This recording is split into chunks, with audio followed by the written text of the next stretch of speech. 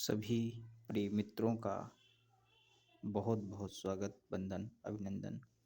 आज की वीडियो में आज हम देखेंगे अर्धवार्षिक परीक्षा 2022-23 कक्षा 12वीं सेट बी विषय हिंदी के ऑब्जेक्टिव प्रश्नों को हल करने का प्रयास करेंगे। तो ज़्यादा समय न लेते हुए सीधे आपका स्वागत है और हम चलते हैं सीधे आज की इस वीडियो में। पहला प्रश्न है, सही विकल्प का चयन कीजिए। प्रश्न नंबर 1, कौन सा माह सबसे तेज बौछारों का होता है? तो इसका उत्तर हो जाएगा भादों। दूसरा, जहाँ शब्द से काव्य की शोभा बढ़ती है वहाँ कौन सा अलंकार होता है? तो आप सभी को पता है इसका अर्थ हो जाएगा शब्दा अलंकार। तीसरा है, किसकी गर्मी बाजार से अधिक सामान खरीदने पर विवश करता है या करती है? किसकी गर्मी बाजार से अधिक सामान खरीदने पर विवश करती है? उत्तर हो जाएगा पैसों की गर्मी। ऐसे वाक्य जिनमें प्रार्थना, इच्छा या आशीष प्रकट होता है क्या कहलाते हैं? तो ये इच्छावाचक वाक्य कहलाते हैं। और अगला प्रश्न है, मराठी भाषा में लिखी जूझ कहानी का हिंदी अनुवाद किसने किया? तो इसको केशव प्रथमवीर ने किया था। सही उत्तर हो जाएगा केशव प्रथमवीर ने। फिर अगला, ज्ञानेंद्रियों की संख्या कितनी होती है? तो ज्ञानेंद्रियों की संख्या 5 होती है। अब चलते हैं रिक्त स्थान की पूर्ति पर और इनको सॉल्व करते हैं। पहला प्रश्न है, आपको रिक्त स्थान होकर कैसा लगता है? तो इसमें सही उत्तर होगा अपाहिज। आपको अपाहिज होकर कैसा लगता है? जिन छंदों में मात्राओं की गणना की जाती है, अगला प्रश्न है, जिन छंदों में मात्राओं की गणना की जाती है वो खाली स्थान छंद कहलाते हैं। तो हम रिक्त स्थान में भरेंगे मात्रिक छंद। जिन छंदों में मात्राओं की गणना की जाती मात्रिक छंद कहलाते हैं। शीर्ष पुष्प केवल खाली स्थान का कोमल दबाव सहन कर सकता है। तो इसका सही उत्तर हो जाएगा भंवरों के पदों का। शीर्ष पुष्प केवल भंवरों के पदों का कोमल दबाव सहन कर सकता है। दाल न गलना मुहावरे का अर्थ है। अगला प्रश्न है, दाल न गलना मुहावरे का अर्थ रिक्त स्थान है।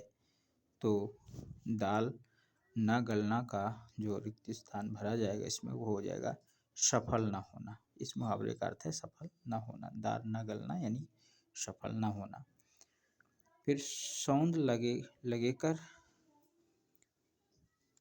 इसमें देखेंगे सौंद लगेकर मास्टर खाली स्थान पढ़ाते थे। तो सौंद लगेकर जो मास्टर थे वो मराठी पढ़ाते थे। मराठी में हम सही टिक लगाएंगे, भरेंगे खाली स्थान में। फिर अगला है, दृश्य का खाली स्थान से गहरा संबंध होता है। तो दृश्य का स्मृतियों से गहरा संबंध होता है। सही उत्तर हो जाएगा। अगला प्रश्न है सत्य असत्य। तो चलते हैं सत्य असत्य पर और पहला सत्य असत्य देखते हैं। दुखी रूपी रावण धनिकों को दबोचता है। तो ये हो जाएगा आपका इसको असत्य करेंगे, ये असत्य हो जाएगा।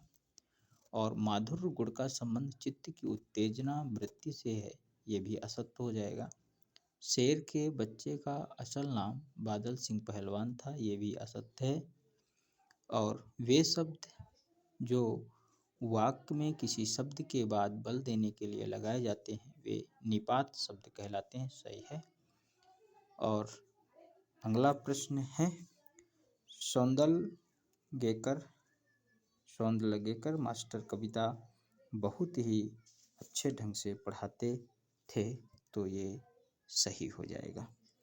इसके बाद चलते हैं अगला जो प्रश्न है, उस पर कहानी का नाट्य रूपांतरण असंभव है। तो ये हो जाएगा असत, क्योंकि कहानी का नाट्य रूपांतरण किया जा सकता है। अब चलते हैं सही जोड़ी का मिलान करने पर। इस प्रश्न पर देखते हैं।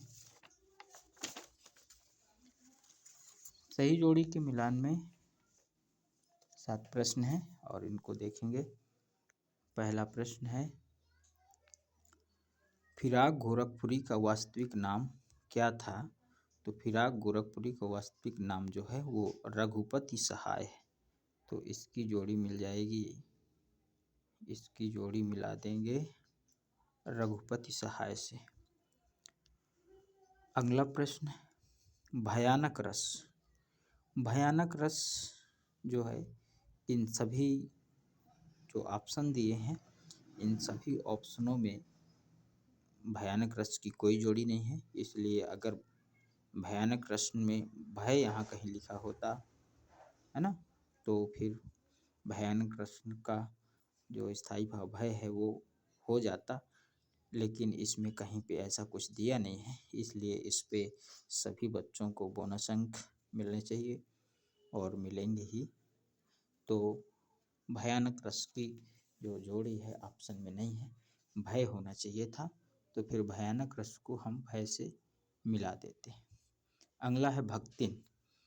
तो भक्तिन जो है वो लक्ष्मीन उसका शुद्ध नाम था, तो यहाँ पे लक्ष्मीन से मिला देंगे। और राष्ट्रभाषा, राष्ट्रभाषा को हम संपर्क भाषा कहते हैं, इससे मिलाएंगे। वसंत पाटिल, ये वसंत पाटिल जो है छात्र था, इसको छात्र से मिला देंगे।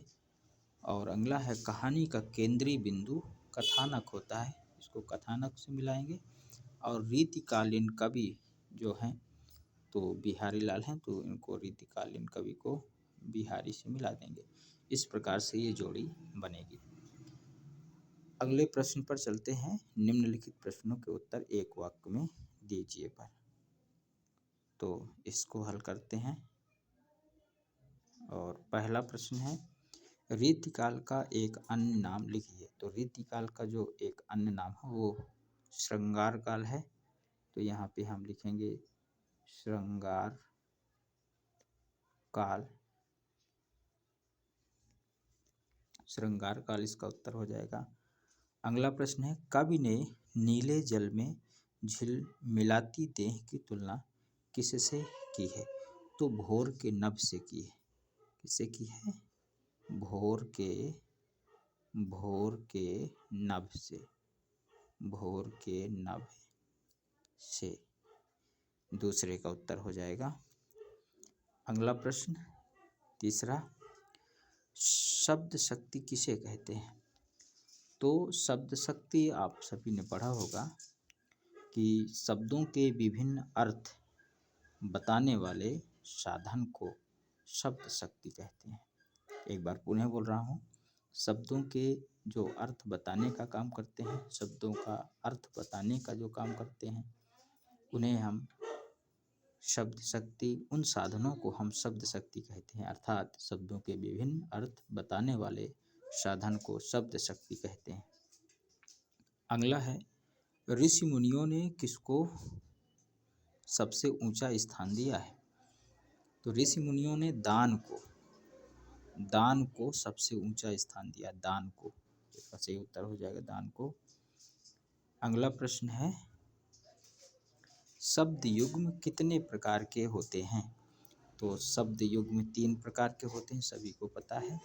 3 प्रकार के शब्द युग्म होते हैं, समानार्थी शब्द युग्म, विपरीतार्थी शब्द युग्म और निरर्थक शब्द युग्म। ये 3 प्रकार के शब्द युग्म होते हैं, आप सभी ने पढ़ा होगा। अगला प्रश्न है, हर रविवार को किशनदा यशोधर बाबू के घर कितने बजे आया करते थे? हर रविवार को किशनदा यशोधर बाबू के घर कितने बजे आया करते थे? तो इसका सही उत्तर हो जाएगा 4 बजे। 4 बजे, ठीक 4 बजे ये बाबू के घर आया करते थे, यशोधर बाबू के घर। अगला उत्तर है, आमतौर पर नाटक की अवधि कितनी होनी चाहिए?